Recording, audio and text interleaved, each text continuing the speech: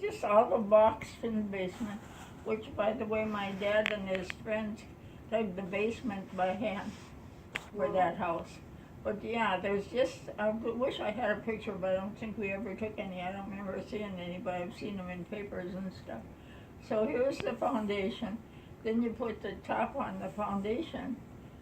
But at this part where you want the stairway to go, you have to have that built up high, kind of like like this, so that when you walked up the outside steps and got into where the door is, if you did it left and flat, you wouldn't have been able to walk down the basement.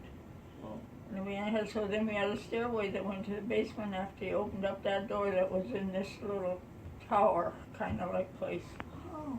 But on the day of the Armistice Day storm, I think that's the main reason that Joni and I went to school that day, because it was just basement windows to look out of, because we were living in the basement, see?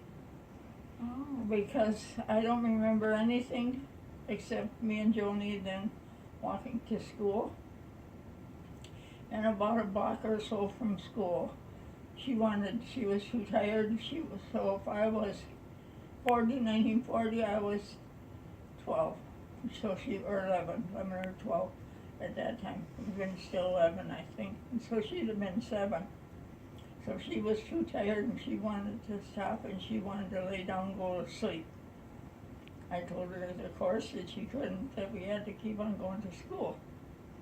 And so we got to school and there was hardly anybody in school. Oh. Hardly anybody at all. And of course that meant a lot of people didn't even have cars. And a lot of them, and everybody else only had one car, so there wasn't much cars.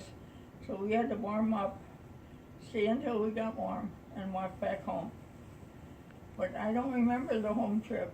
Maybe because I was just sure we'd get home, or maybe it had something to do with the wind and the snow at that time. I don't know how that part goes.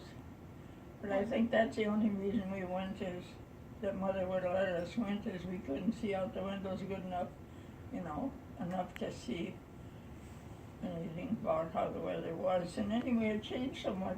I got a book that I think Harry bought me about the Armistice, and it's called "And All Hell Broke Loose." What is it? Do you know who it's by, Paul? No, I think but it's by that artist from Bureau of Engraving. but it is. Natalie checked that book out from the library. I got it from the library because I heard about it in one of my sources on the website. Mm-hmm. So I've been looking through it, and there's so many cool stories just from all over Minnesota. Well, you had some stories that was it about Grandpa's dad. Yeah, Grandpa's dad. Beverly isn't here to make sure that I tell it right, but she can't remember it any better than me because she's about 4 or 5 days younger than me. But anyway, as far as I know, he walked home from the junction, which was over northeast, and even stopped at one of the grocery stores on the way to get a bottle of milk to bring home, which would have been tough for him to carry, because over there, that's a long ways where the junction was. I think it was off of Lowry. Oh, was their cars stuck or the train or the streetcars stuck? Is that why he had to walk? Probably because he always drove. He probably didn't know where the streetcars were, except till he got to 52nd Bryant. That'd be where the streetcars ended. Mm-hmm. Probably was no route for him, Paul. Yeah, your name is Paul. Right. I'm just not used to it. I'm used to talking to your dad and calling him Paul. Yeah, I don't know. Do you know more about that than I do? No, just something like I think I remember something that he got kind of stuck at work, and nobody's cars could get out, so they ended up having to walk. I can find that out. It was something like that. Have you reported? Well, I was gonna do it as part of my poster board to have the reason why I did this, because my dad told me that you were in the Armistice Day storm. Mm-hmm. That made me more interested in it.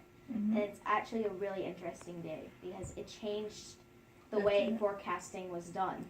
So such a big temperature change. Well, how did it change the way forecasting was done? Do you want to tell Grandma that?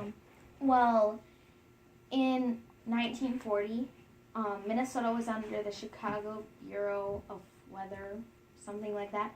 but they were forecasting for us all the way in Chicago. So they forecasted that day that there'd be like cooler temperatures, and like apparently there had been like 50s, 60s, and this is in November. And so they predicted that there would be like colder temperatures, like maybe 30s and 20s, and a few flurries. But what they didn't know is that the Armistice Day storm was slowly moving across from California up through the Rocky Mountains and kind of went around almost like a hurricane path around Minnesota. And all the low pressure systems went right over Minnesota, and boom, like a bomb, it went off. So, and it actually happened that they used to just do an 8 a.m. Observation and an 8 p.m. observation every day, but now they have everyone there like 24 hours a day. So.